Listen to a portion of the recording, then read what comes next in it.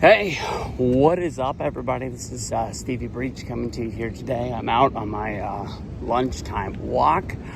There was a few matches that I needed to put a bow on for SummerSlam to finish up my my full show preview. One of the matches that was added to SummerSlam was Sami Zayn versus Karrion Kross. Honestly, this is a match that I don't really understand what is going on. I know the backstory. I've seen all the steps along the way. Basically, the Karrion Kross character, I don't even really know any of his storylines that have ever panned out. But he's been a guy that's always appearing in the back, trying to expose the truth of AJ Styles and now Sami Zayn. And, trying to say that they have, bad feelings in their heart, that they're truly bad guys. And I'll tell you the truth, I want to believe the Sami Zayn heel turn is coming sooner than later. I felt ever since the Raw after WrestleMania, when he was out there yeeting with Jey Uso, that it was coming. I didn't know that it was going to take quite this long, but I don't think Karrion Kross is the guy that's going to expose it. I think it's going to be Sami Zayn just almost having a moment of weakness, almost of desperation, where he has to do his friend wrong in order to fulfill his quest of becoming a world champion in WWE. I thought that was going to involve him having the money in the bank, and then maybe cashing in on Jey Uso because the opportunity was there. He just happened to be standing there when somebody came out and laid out Jey, and he has these conflicting moments of do I, don't I, when else am I going to have a chance? I want this belt so bad that it's overcoming to me. But I mean, other than that, Karrion Kross is just, trying to beat this out of him. And, on Monday, they have the sort of face-to-face when Sami Zayn is having the sit-down interview. And Karrion Kross just basically gives him the weapon of choice. He gives him the lead pipe. He places it in his lap, or he places it in his hands.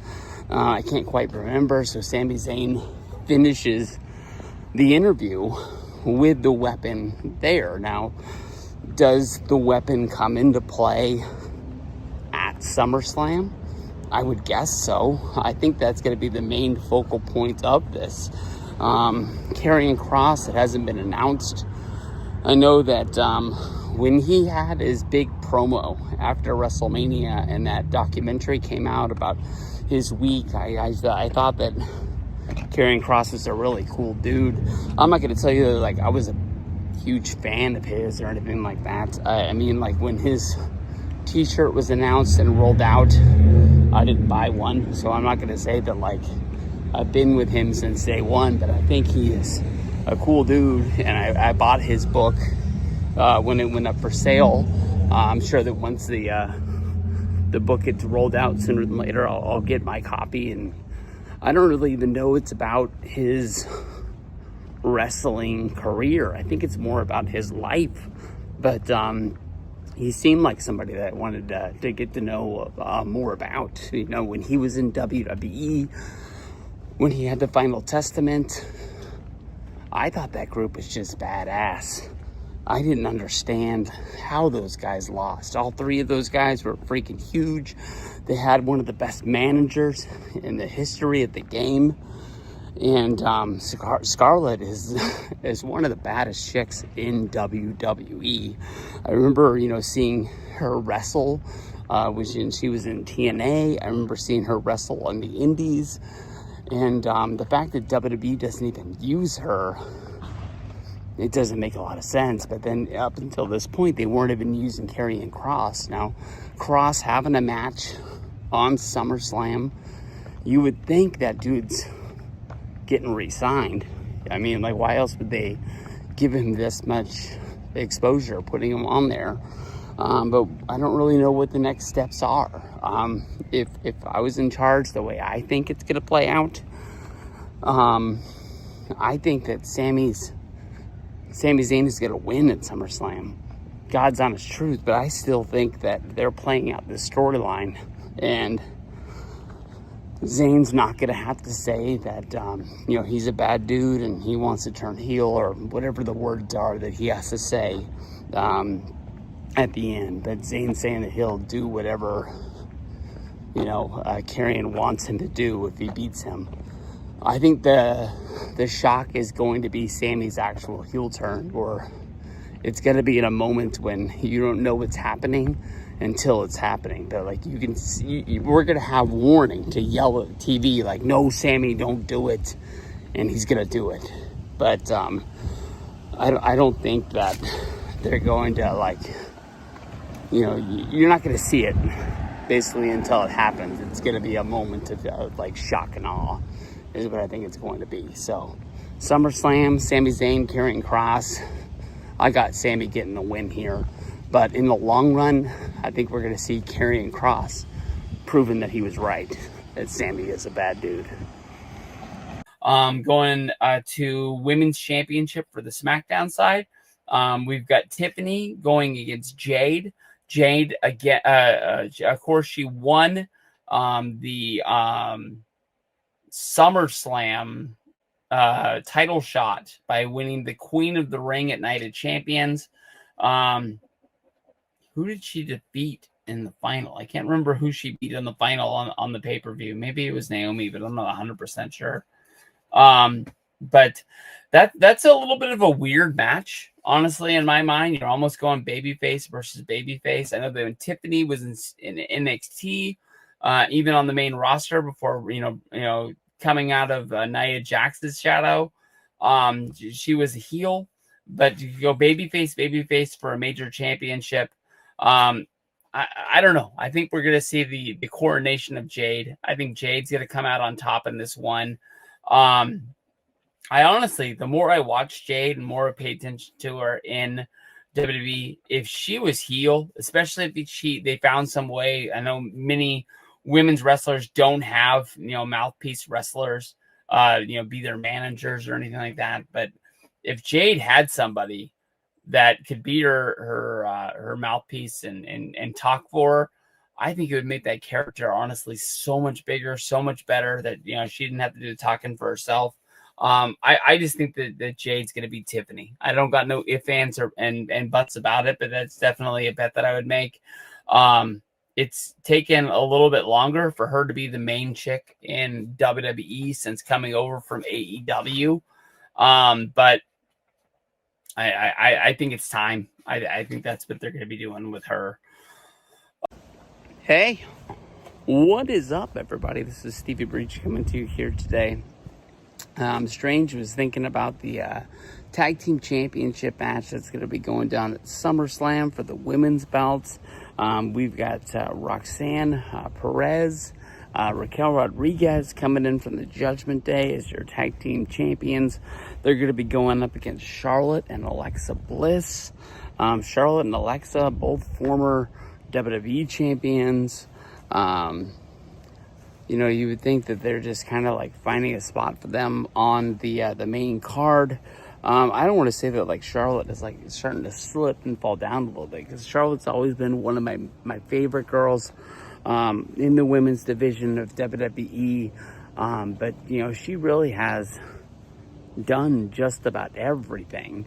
But she has climbed the mountaintop to WrestleMania 2 years in a row, not been able to get it done, kind of like passed the torch.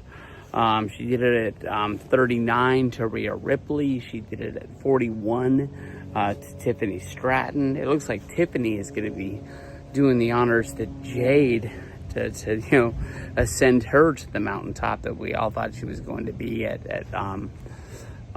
since coming over from AEW. But in back-to-back weeks, or back-to-back matches in the same week on Raw and on SmackDown, We've had Alexa Bliss lose on SmackDown. We had Charlotte Flair lose on Monday. I don't know. It's not looking good. I thought they were just going to walk in, take the titles, and then basically start their own new storyline of trying to work together, even though they're not friends. But, you know, the last few times we've seen them, they really have been friends. What was I talking about? I don't think the Charlotte match was on Monday. There was a lot of women's stuff on Monday, but I think that the Charlotte match was on last Friday. I'm pretty sure. Not 100%, but, you know, they're having their problems. But I don't know. It doesn't really make a lot of sense if, you know, Charlotte and Alexa, like, if they don't win, are they just going to start fighting each other? I keep balancing it back and forth. Like, I kept thinking that they were going to win. Now they've lost these singles matches. Maybe they have to work together in order to pull it up over the top. So, you know what? I'm going all in as of right now. I'm going to push my chips to the middle of the table. I think, honestly, Charlotte and Alexa are going to win the titles at SummerSlam. I'm not really sure where the storyline is going of them saying that they're not friends, but they're working together because that's the only way they seem that they can be, you know, winning matches here. So, you know, hey, let's roll with it. Alexa and Charlotte to get the win. We've got new tag champs at SummerSlam. Hey, what is up, everybody? This is Stevie Breach coming to you here today, doing my little, you know, lunchtime walk, trying to get some steps in, and thinking about SummerSlam. This is a video that I've already touched on earlier, talking about the Jelly Roll and Randy Orton match against, you know, Drew McIntyre and Logan Paul. We've seen this match, you know, in WWE 1,000 times. I don't really understand the public outcry of wrestling fans saying that they don't want to see, you know, Jelly Roll wrestle in WWE. You know, this is something that WWE basically pulls out of the bag, like almost any time there's somebody with some sort of, you know, celebrity or fame that they can get some sort of a rub off of.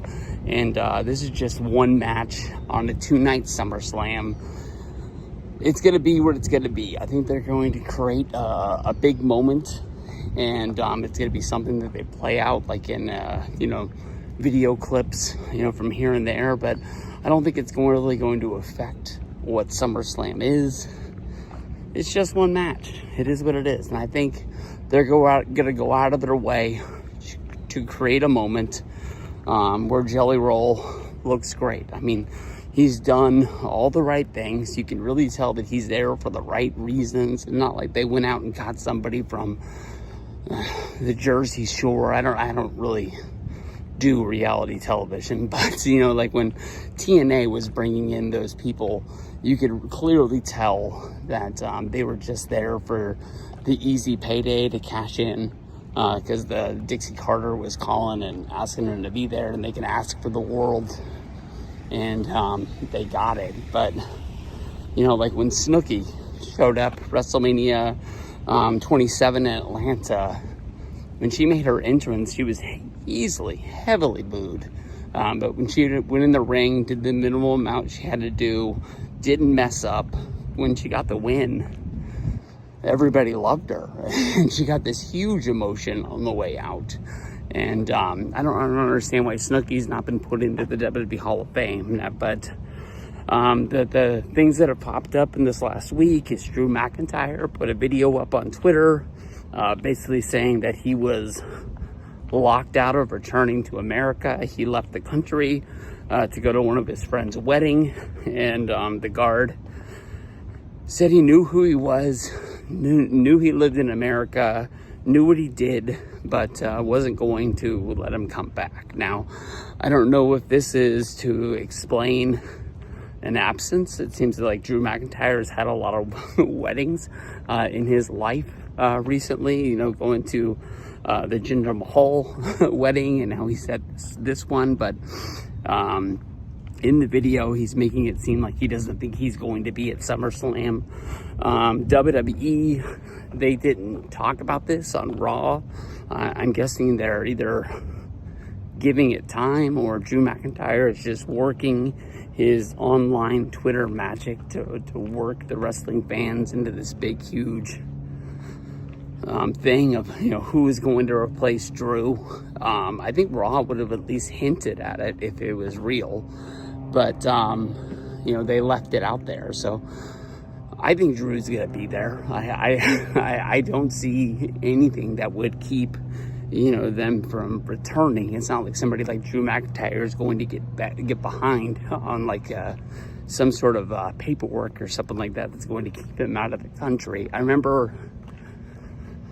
think it was probably like 2010, it did happen to Drew and Wade Barrett, who are new stars on the main roster, and maybe something slipped through the cracks, but no way they're going to do that with, exposed stars that are going to be there. But if I had to guess, there's no doubt in my mind that Jelly Roll and Randy Orton are getting the win here. I know that they should be playing off on Randy Orton, the RKO, and all that jazz. But, the stories that I've heard that, when Jelly Roll was at the Performance Center putting his work in, that, he was being helped trained by The Undertaker.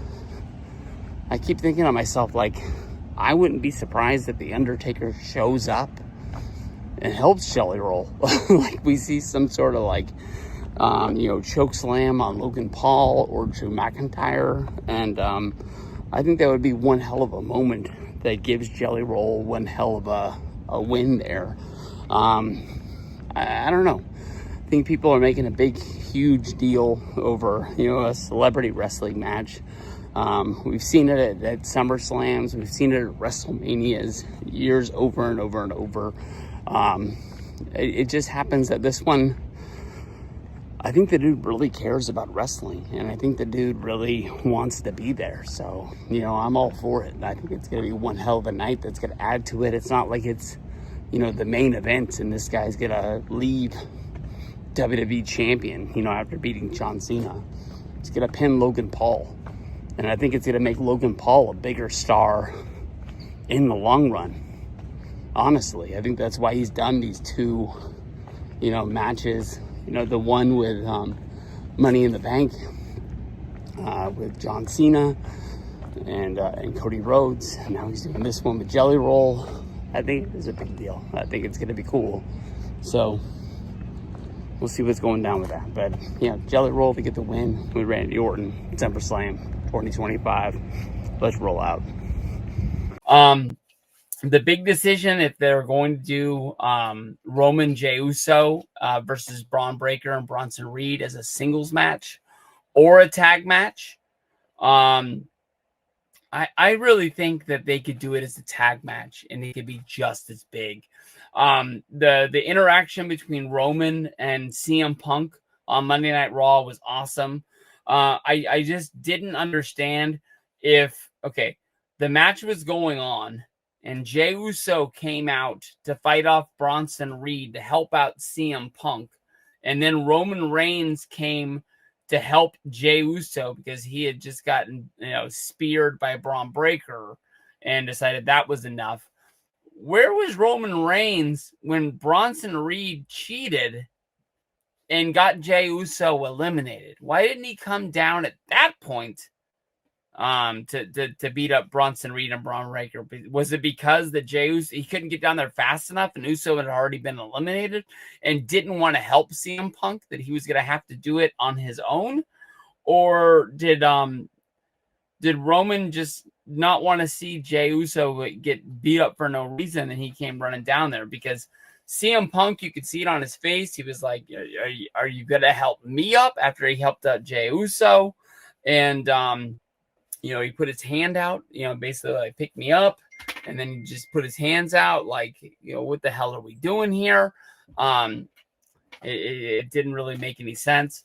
But they're going to have interaction. It's just a matter of when the heck they're going to have interaction. And I think that it's going to involve that championship. I think that Roman is going to want to be the main dog, especially once CM Punk beats Gunther for the World Heavyweight Championship. I think it's going to lead us to Roman versus Punk, and I think Gunther's just going to have to wait in line and wait his turn. But the main event of night one that honestly I would do to sort of, they have no problem coming out and saying that, matches that main event night one are main event matches of the show. They've used that for WrestleMania when talking about Sami Zayn, when talking about the Usos, when talking about Kevin Owens. I really believe that you got a main event night two. And I think that's what the storyline is going to be for CM Punk going into WrestleMania. He had his WrestleMania moment where he got the headline night one. Now I think it's going to be like he wants to go all in. I wouldn't be surprised that Punk wins the Rumble in 2026. We've already seen him go over the hump going to Saudi Arabia on the Night of Champions. So it's not going to be a problem with him going to Night of Champions for the Royal Rumble. I still think that's really, really weird. But it shows you in this world today, if you got enough money, you can buy anything. But WWE giving away one of the at least one of the big four. But, what is it? Like they run 11, 12, of these big shows a year, giving one of those away to go over there when they're already going over there. I don't know if that's going to count of one of the two shows they have to do throughout the year. It'd be a surprise if they go over there 3 times, but these guys give them so much money, and they might have to make up the 2020. I don't remember if they went over there in 2021 year. Maybe that's what they're trying to do is make up years on the contract when, COVID was going on or something like that. But I put Punk versus Gunther in that main event spot of night one. Him, being in the main event spot, going after the World Heavyweight Championship. I had a question with it because at the end of Raw, Michael Cole, as soon as the match was done, said CM Punk, one of his main goals since coming back to WWE was winning a World Heavyweight Championship to, sort of put a trophy on his career. The ending part is not 100% what he said. I can't remember it 100%, but he definitely wanted to win one of the major championships in WWE. I guess it doesn't matter if it's a World Heavyweight Championship. It doesn't matter if it's WWE Championship. But then rewind a year and talk about, no, I scratch that. Rewind a month and think about Night of Champions and the build to there. When Cena and Punk were in the ring, Cena was talking, Punk was talking to Cena, and he said that he knows the emotions that come to him.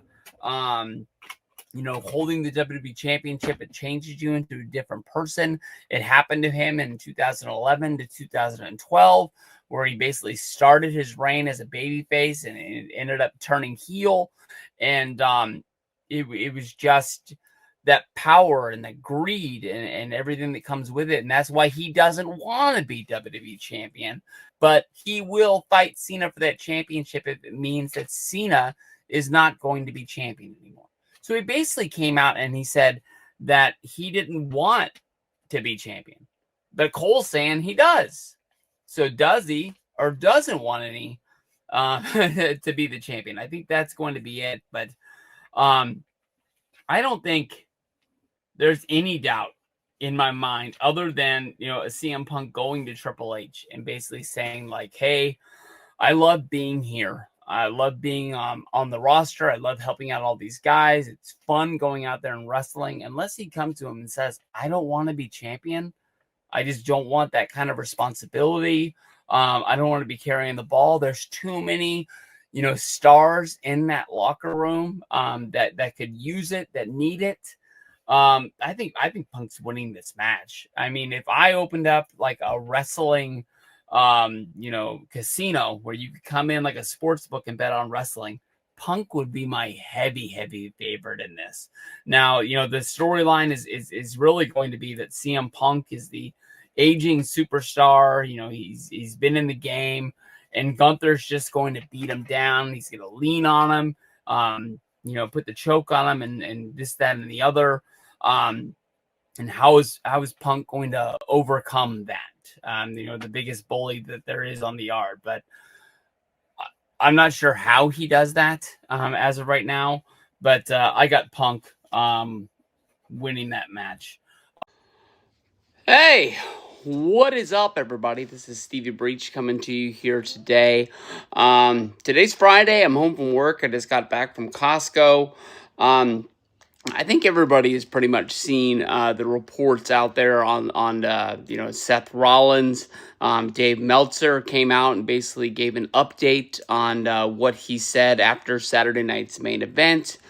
I think everybody's kind of coming out and saying that Seth Rollins' injury is a storyline. It's to make you think that he basically went away, and then he's going to surprisingly pop up on CM Punk, possibly at SummerSlam 2025, if he wins the championship from Gunther. And he's going to steal the show, and it's going to be one of the best cash-ins of all time, because you're going to go back and look at that LA Knight match on Saturday night's main event and realize that he had himself go down with an injury. He gave himself an L in the record book to give him like one of the biggest wins possibly of his career.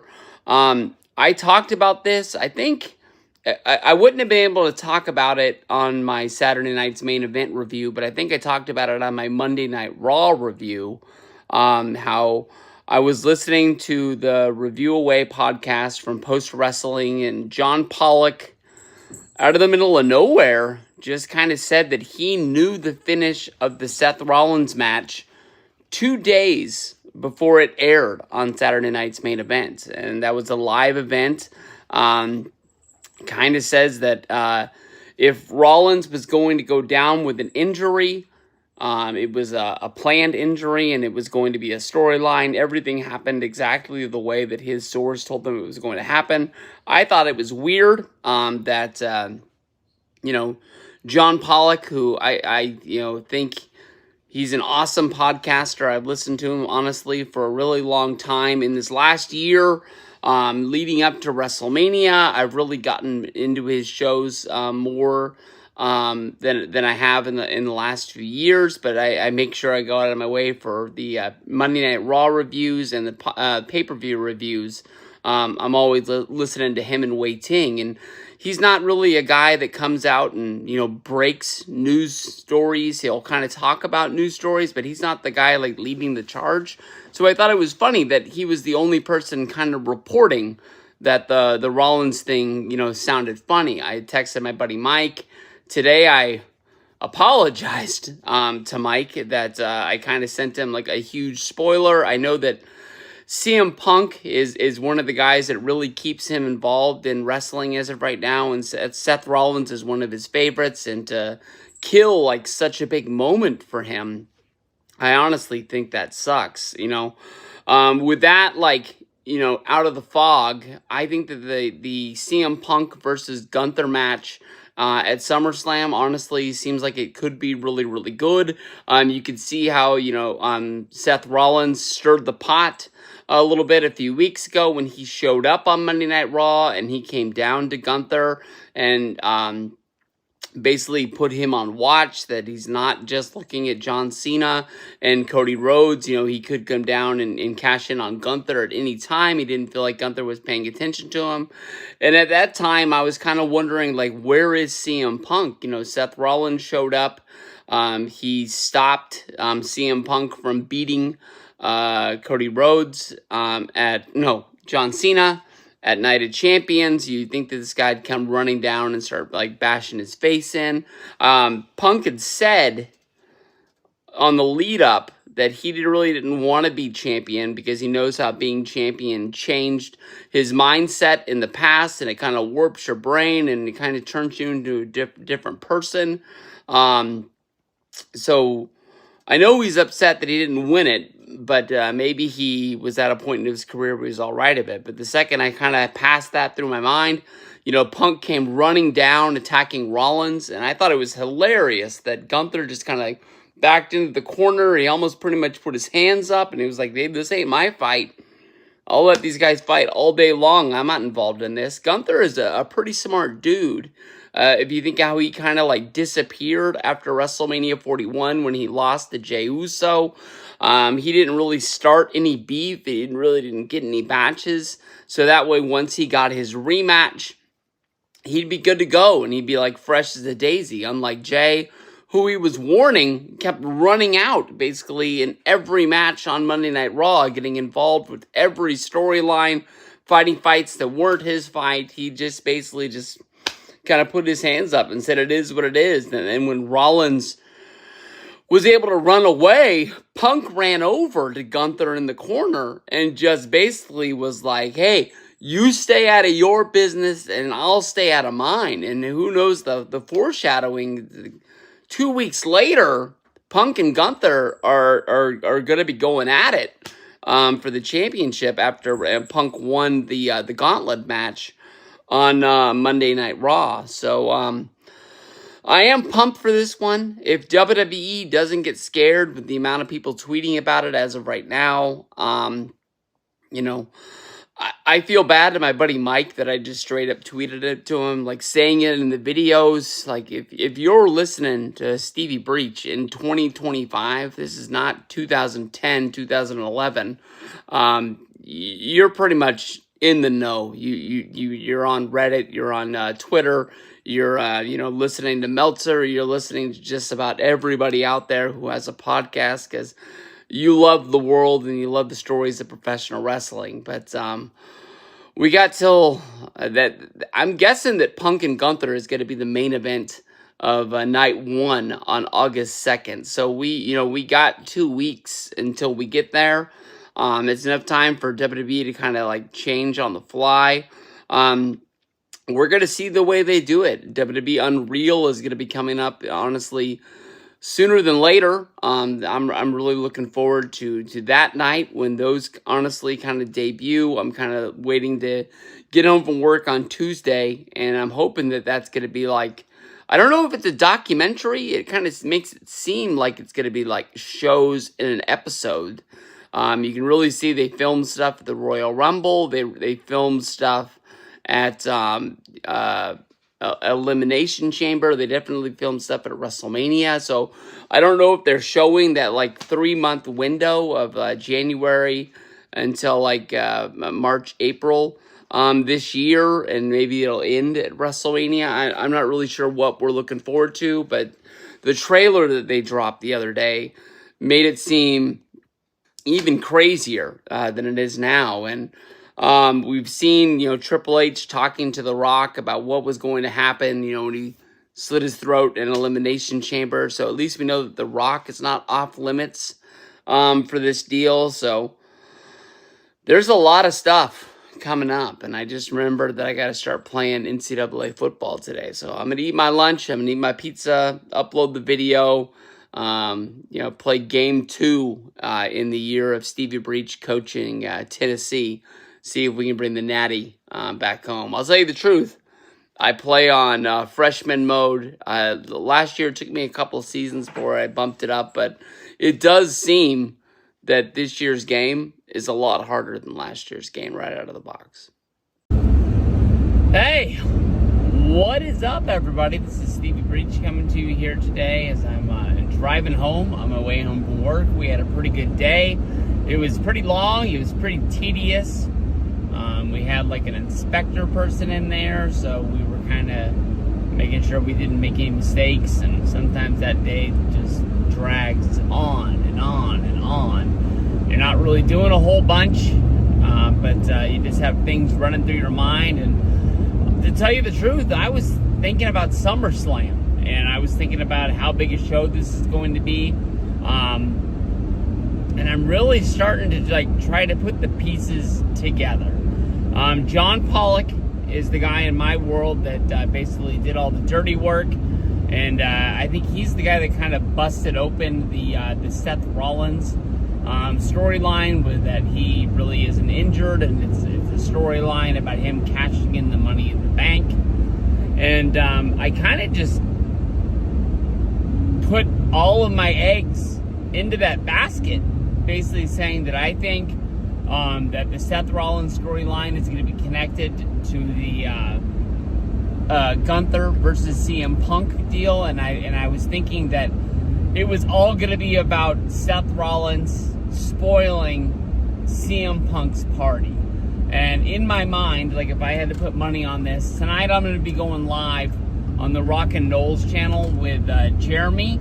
I think we're going live at 5 p.m. Pacific, 8 p.m. Eastern. I'm sure we'll talk a little bit about SummerSlam, but I think we're going to try to do our first themed show, and we're going to be talking about like the best matches that we've ever seen live.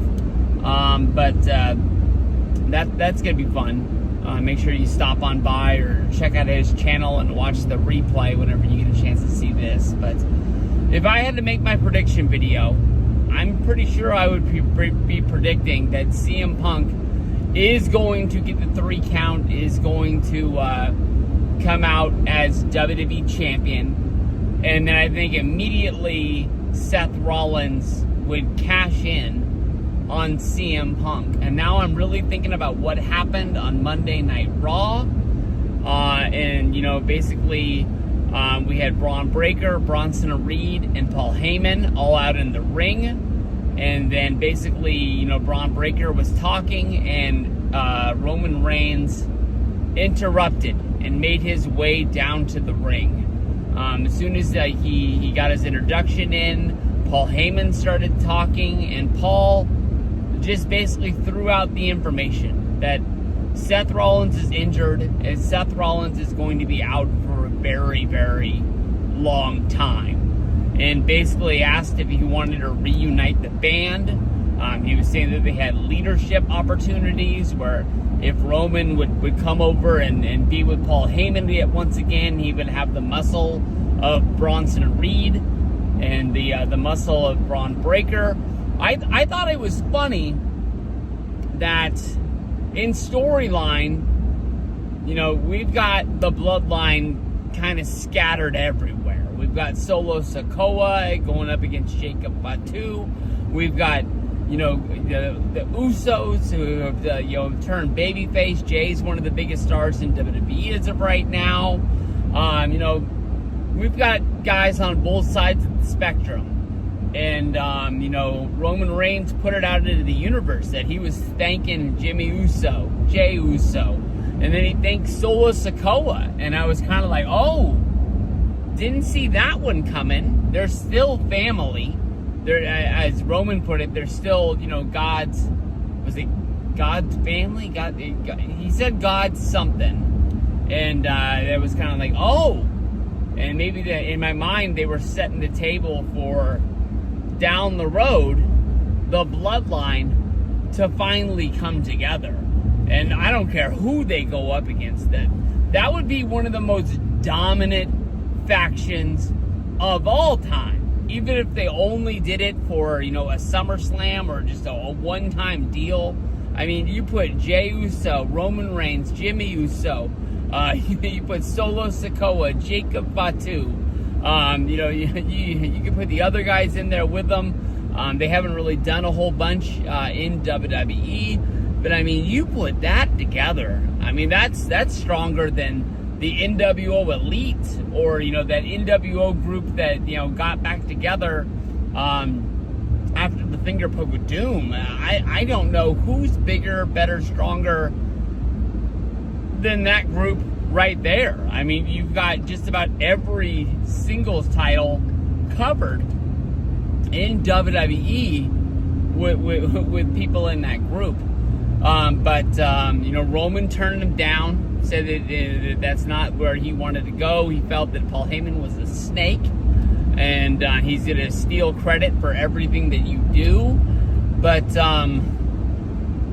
Paul, he offered up the Seth Rollins is injured all on his own. So I think that honestly kind of puts Roman Reigns into this what's the word I'm looking for? Quadundrum? Like that this storyline is running just as thick as it was at WrestleMania 41. It's almost like no time has passed since Paul turned on Roman, turned on CM Punk, made sure that both of them got left laying on the Raw after WrestleMania. Time has passed. CM Punk's been fighting a lot of people, but we're almost getting right back to where we were before Roman took his good little vacation and disappeared after WrestleMania. We don't even know what he was doing. He didn't say that he needed time to get over Paul Heyman leaving him in the dirt and turning his back on him, that he had trust issues.